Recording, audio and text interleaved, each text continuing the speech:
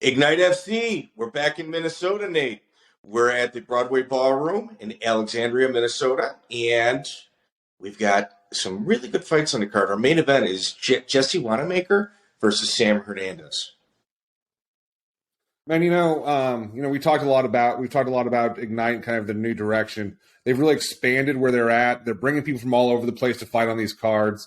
We've been to Chicago, we've been to Austin, Minnesota, Minneapolis. We're doing grappling. They're doing grappling events. They're doing boxing events. They're doing Muay Thai.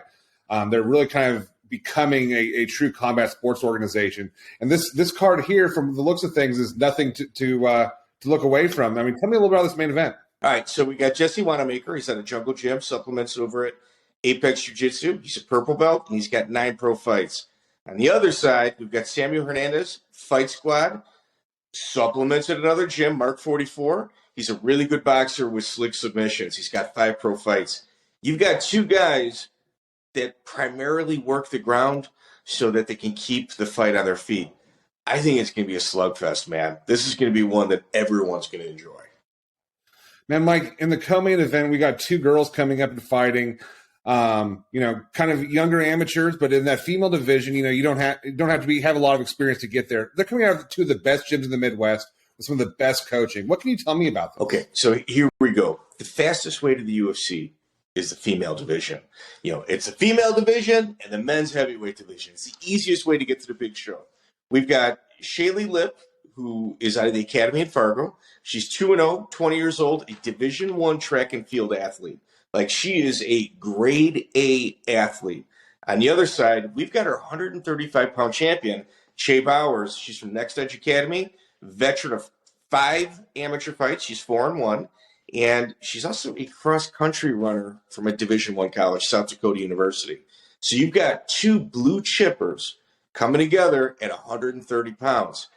Shea has also expressed interest in coming down to 125 and trying to get the Ignite FC 125 belt as well.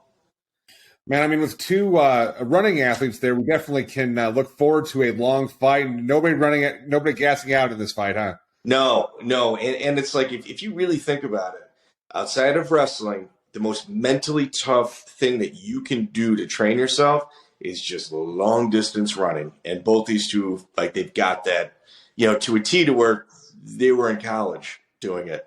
It's pretty incredible. Like, a fight like this, generally speaking, 4 or 5 years from now, when both these people are on the big show, people go back and they look at their record and they go, wow, you had that on your card. It's a pretty, it's got special written all over it. I've kind of seen Cheyenne Bowers come up through the ranks. I think I was there for her first fight and her last couple.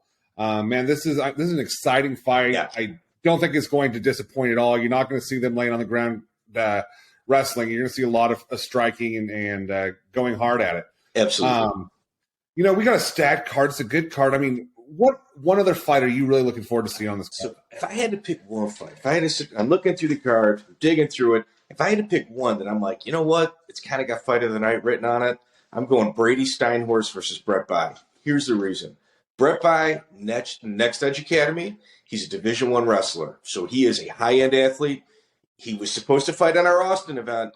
I think his opponent tested positive for COVID, and literally his bout got canceled at the weigh-ins.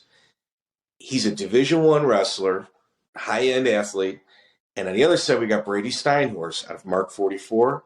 He's 1-0. He's got decent amateur background, or he's got a decent amateur pedigree inside the gym. He actually asked for this fight. He's like, you know what? If I'm going to test myself against a wrestler, I believe my speed and movement can defeat any type of takedown, or at least my endurance also can kind of push past. He asked for it. He asked for the Brett Bai fight. It's a fight that probably most people in the Midwest would turn down. Like, either they didn't do their homework and look Brett Bai up, or they kind of got to get paid a little bit of money to get in there with him. Brady volunteered for it. So it's like the amount of confidence that him and his gym have in his ability against a high-end guy like Brett Bai, that's something I got to see. Man, Mike, you know what? I always love working with you. I love these Ignite events. Jeremy Bjornberg, who helps put these events together, is absolutely great to work with. man, be sure to tune in. Everybody that's seeing this, be sure to tune in Saturday night. Catch us on MMAFutures.com. And be sure to watch this entire card. It's going to be bangers from the top to the bottom. Yeah, it's going to be good. So I will see you at weigh-ins tomorrow. All right, man. We'll talk to you later.